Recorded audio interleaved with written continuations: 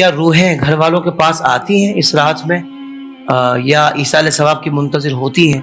یہ بھی مطلب لوگوں کے ذہنوں میں سوال آتا ہے، اس بارے میں ارشاد فرمائیں۔ دیکھیں فتح الرضویہ کے اندر یہ بات موجود ہے، اعلیٰ حضرت امام اہل سنت نے کتابوں کے حوالے سے بات لکھی ہے کہ جو مرحومین دنیا سے انتقال کر جاتے ہیں نا، وہ آج کی رات اپنے اعز و اقارب کے گھروں پر آتے ہیں، اچھا، اور آ کر کہتے ہیں کہ کچھ صدقہ کر دو ہمارے لیے۔ صدقہ کر دیا جاتا ہے تو خوشی خوشی لوٹ جاتے ہیں، اور کوئی صدقہ نہیں کرتا تو حسرت کے ساتھ لوٹ جاتے ہیں۔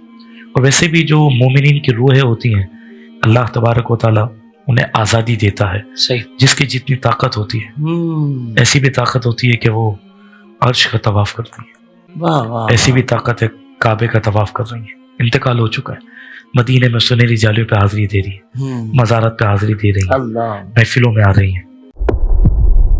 Wake up to reality. شریعت کا ایسے کیا لینا دینا میرے بھائی، یہ تو بابوں کی کہانی ہے۔ ہم اس پہ یہی کہیں گے، پہلے تو وہی عرض کریں گے کہ مرنے سے پہلے اے مسلمان کر لے اس پہ غور، کتابوں کا خدا اور ہے، بابوں کا خدا اور یہ تو ایک لائٹر موڈ میں نے بات کی۔ سورہ بنی اسرائیل کی آیت نمبر 36 ہے، جو 10 کمانڈمنٹس آئی ہیں ان میں سے 9th کمانڈ ہے، وَلَا تَقْفُ مَا لَيْسَ لَكَ بِهِ عِلْمٌ ان السمع والبصر والفؤاد كل اولئک کان عنہ مسئولا۔ انسان کسی چیز کی پیروی اس وقت تک مت کر جب تک کہ تجھے اس کے بارے میں ڈیفینیٹ علم نہ حاصل ہو جائے۔ بے شک کان، آنکھیں اور عقل، دل یا دماغ، کوئی بھی چیز، اس کے بارے میں تجھ سے پوچھا جائے گا کہ ان 3 انسٹرومنٹس کو استعمال کر کے تم نے حق بات تک پہنچنے کی کوشش کیوں نہیں کی۔ تو مجھے بتائیے، کیا ریویلڈ نالج میں جو کتاب و سنت کا علم ہے یا ایکوائرڈ نالج میں کہیں یہ بات ملتی ہے، یہ والی کہانی کہ روحیں واپس آ جاتی ہیں؟ یہ تو ہندوؤں سے مستعار لیا گیا عقیدہ ہے۔ ان کے ہاں یہ آتما کا ایک کانسیپٹ ہے کہ جو بری آتما ہے وہ بھٹکتی رہتی ہے اور اچھی آتما جو ہے وہ پیس کے اندر چلی جاتی ہے۔ وہ تو جناب، وہ تو یہ کہتے ہیں زلزلہ بھی آتا ہے، گائے نے ایک سینگ کے اوپر اٹھایا ہوا ہے کیا نام ہے زمین کو، اور جب تھک جاتی دوسرے پہ۔ تو یہ ساری توہمات ہیں۔ کالی بلی راستہ کاٹ دے، نحوست ہے، توہمات ہیں۔ جوتی پہ جوتی چڑھ جائے، سفر لکھا ہوا ہے، توہمات میں سے ہے۔ کوا گھر کی منڈیر پہ بولے تو کوئی مہمان آنے کا پیش خیم ہے، یہ سب توہمات ہیں۔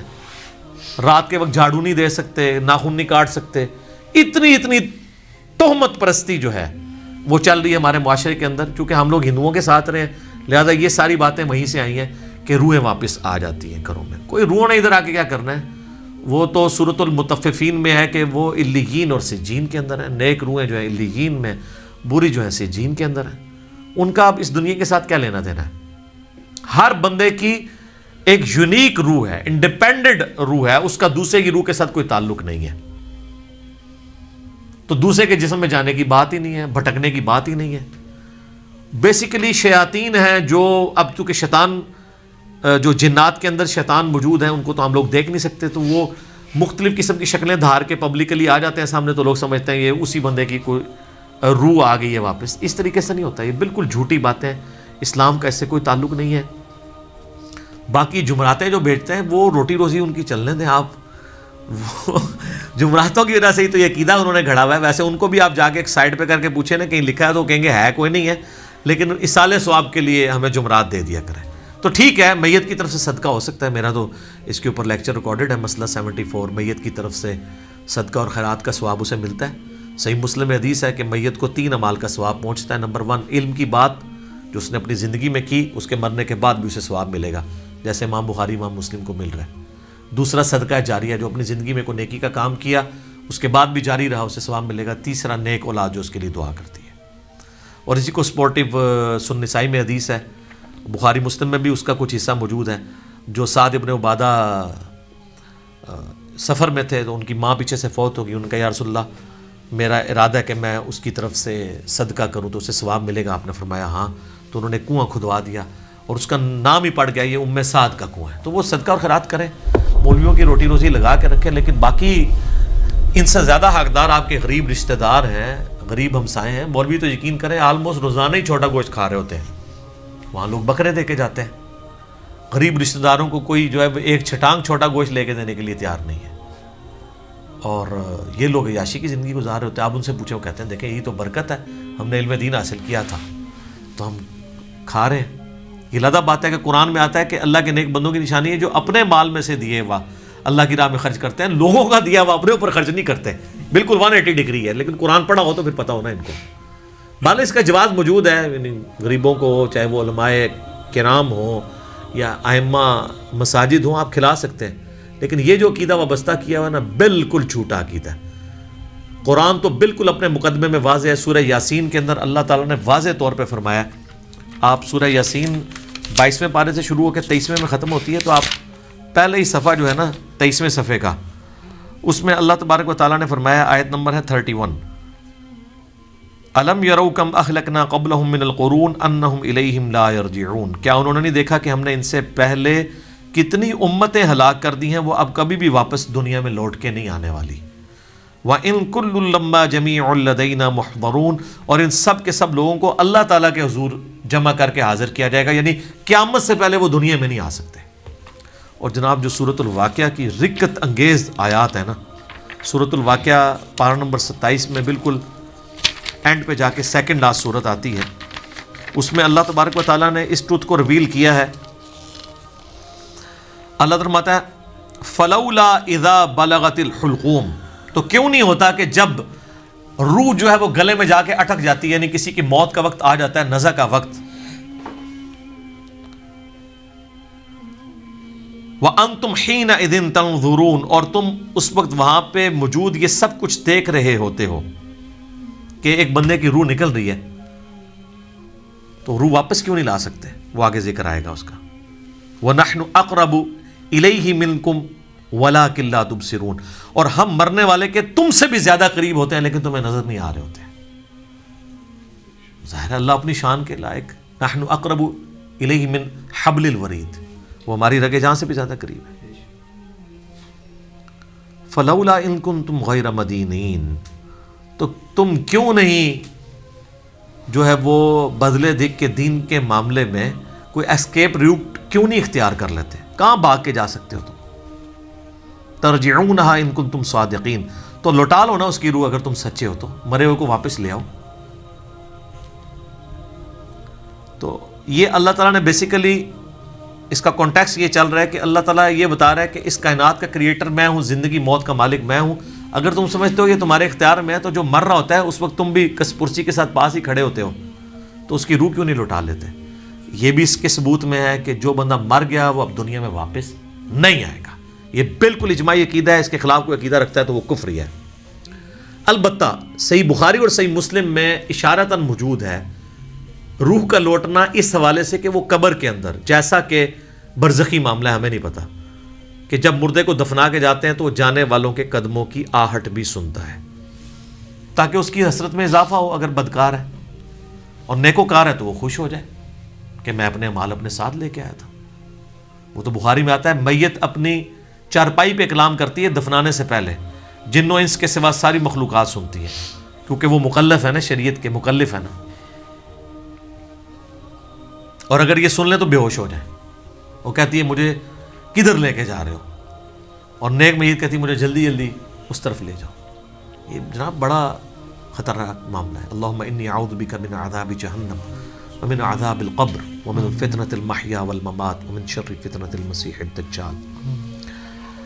بخاری مسلم میں حدیث ہے، نبی علیہ السلام نے فرمایا، سورہ ابراہیم کی آیت نمبر 27 ہے نا، یثبت اللہ الذین آمنوا بالقول الثابت فی الحیات الدنیا وفی الآخرہ، کہ اللہ تعالیٰ اہل ایمان کو دنیا کی زندگی میں بھی اس قول پر ثابت قدم رکھتا ہے اور آخرت کی زندگی میں بھی. تو نبی علیہ السلام سے پوچھا کہ یہ کون سا قول ہے؟ تو آپ نے فرمایا لا الہ الا اللہ محمد رسول اللہ. اور آپ فرمایا یہ دنیا اور آخرت میں اس سے مراد یہ ہے کہ جب انسان کو قبر میں رکھا جاتا ہے تو اس سے قبر میں سوال کیے جاتے ہیں، من ربک کا، تو وہ کہتا ہے کہ میرا رب اللہ ہے، میرا نبی محمد ہے صلی اللہ علیہ وآلہ وسلم. اور پھر نبی علیہ السلام نے یہ آیت پڑھ کے کہا کہ یہ قرآن میں بھی اس بات کا ثبوت ہے کہ اللہ تعالیٰ اسے ثابت قدم رکھتا ہے قبر کے سوالات کے اندر. تو قبر کے اندر جو اس سے سوال کیے جاتے ہیں، وہ جو روح کا لوٹنا ہے وہ برزخی ہے، وہ دنیا میں نہیں آ رہی ہوتی، نہ اس کو کوئی کیمرہ لگا کے آبزرو کر سکتا ہے. یہ بھی ذرا ذہن میں رکھیے گا. کوئی آبزرو بھی نہیں کر سکتا, فرشتوں کو آبزرو نہیں کر سکتا. کیمرے یا یہ فزیکل ورلڈ کی چیزیں فزیکل انسٹرومنٹ سے آبزرو ہو سکتی ہیں, جو عالم برزخ کی چیزیں ہیں وہ آبزرو نہیں ہو سکتی ہیں. پھر بخاری مسلم میں حدیث ہے, نبی علیہ السلام نے فرمایا کہ قبر میں میرے بارے میں بھی پوچھا جاتا ہے, ما کنت تقول فی ھذا الرجل, اس مرد کے بارے میں تو کیا کہا کرتا تھا. وہ کہتا نہیں حضور دکھائے جاتے ہیں نا قبر میں. نا, ابو داؤد میں الفاظ ہے الذی بعث فیکم, ہم اس مرد کی بات کر رہے ہیں جو تم میں مبعوث ہوا تھا. تو وہ کہتا ہے ہوا محمد رسول اللہ, وہ تو محمد تھے اللہ کے رسول. وہ تھرڈ پرسن کے سیغے میں خطاب کر رہا ہوتا, ورنہ تو وہ کہتا سیکنڈ پرسن میں کہتا ھذا محمد رسول اللہ, یہ اللہ کے رسول محمد ہے. کہتا وہ تو محمد رسول اللہ ہے. اس میں میرا کلپ بھی ہے نا, قبر میں 3 نہیں 4 سوال ہوں گے. ترمذی میں تو حدیث ہے مر ربو کا, ما دینو کا, من نبیو کا, تیرا رب کون, تیرا دین کیا, تیرا نبی کون. تو کدا مقلد, تو کہنے فڑکے دا, تیری کیڑی مسیتی, تیرا کیڑا بابا, اے کوئی نہیں بھائی, اے زمین دے اتے ہوتے ہیں, زمین دے اندر اللہ کا سکہ چلتا ہے. ادھر بھی ان کا چل رہا ہے کہ اللہ نے کھلی چھٹی دی بھی ہے. مرنے کے بعد محمد رسول اللہ کا سکہ چلتا ہے, اللہ کا سکہ چلتا ہے. ابو داؤد میں آتا ہے کہ جو مؤمن ہے نا, وہ یہ کہتا ہے کہ ربی اللہ, اور کہتا ہے دین الاسلام, اور کہتا ہوا محمد رسول اللہ. تو چوتھا سوال پھر ہوتا ہے, یہ 3 سوال ہیں, قبر کے 4 سوال میرا ایک کلپ بھی ہے. وہ فرشتے کہتے ہیں تجھے کیسے پتا چلا؟ وہ کہتا ہے میں نے اللہ کی کتاب پڑھی تو میں نبی علیہ السلام پہ ایمان لایا, ان کے سچ ہونے کی تصدیق کی, تو پھر اس کے لیے جنت کی کھڑکی کھول دی جاتی ہے. یہ چوتھا سوال ہے کہ اسے پتہ. تو جنہیں کتاب پڑھی نہیں اور وہ حافظ قرآن علی نہیں پڑھتا, ترجمے نال پڑھتا ہے, تائیں انہوں پتہ لگتا ہے نا کہ وچ کے لکھے ہے, ورنہ تو نہیں پتہ چلے گا. اور بخاری میں ہے کہ منافق سے جب سوال ہوتے ہیں تو ہر سوال کے جواب میں کہتا ہے لا ادری لا ادری, ہائے آتا لا ادری لا ادری, ہائے افسوس مجھے کچھ پتہ نہیں ہے. بولے اعوذ باللہ تعالی. تو فرشتے اسے تو چوتھا سوال پھر کرتے ہیں. جب وہ کہتا ہے نا مجھے کچھ پتہ نہیں, تو وہ پھر کہتا ہے کہ میں تو وہی کہتا تھا جو لوگ کہتے تھے, سنا کے سنی, یعنی ہم تو شروع سے ہی یہ ہیں, ہم تو شروع سے ہی ہاتھ باندھتے ہیں, میں تو یہی کہتا تھا. تو فرشتے کہتے ہیں لا دریتا ولا تلیتا, کیا تو نے خود ادراک کرنے کی کوشش نہیں کی, خود پڑھنے کی کوشش نہیں کی, یا کوئی ایسا شخص جو تجھے بتا دیتا اگر تو پڑھنا نہیں جانتا تھا. تو فرشتے پھر اسے گرز مارتے ہیں, اور زمین و آسمان کی ہر مخلوق اس کی آواز سنتی ہے سوائے جن و انس کے. اگر یہ سن لیں تو بے ہوش ہو جائیں. اور حقیقت بات ہے کہ آپ اتنے بڑے بڑے جو بزرگ دفنا کے آتے ہیں نا, ان کے گرز کی آواز اگر آپ کو آئے نا تو رحمت اللہ لے کہنا چھوڑ دو تسی. یہ شکر اللہ نے پردہ رکھا ہے, باہر آواز نہیں آتی ہے. تو یہاں پہ روحوں والا معاملہ ہے, لیکن وہ بھی اب روحوں کے ساتھ ساتھ آپ نے کتنے بزرگوں کو بیچ میں جو ہے وہ نکلوا دیا. لیکن یہ حقیقت ہے, یہ کتابوں کا دین ہے جی, یہ بابوں کا دین نہیں ہے. تو ہمارا تو مقصد یہ ہے کہ لوگوں کو کتابوں کے دین کے ساتھ جوڑیں بابوں کی بجائے. اور بابے وہ جو کتابوں کے ماننے والے ہیں, جو کتابوں کو نہیں مانتے وہ تو گستاخ بابے ہیں, ان کی بات ماننے کے لیے تیار نہیں. یہ روحوں والا عقیدہ بھی بابوں کا گھڑا ہوا ہے. خدا جس نے کی جستجو مل گیا اس کا تو سب کا تو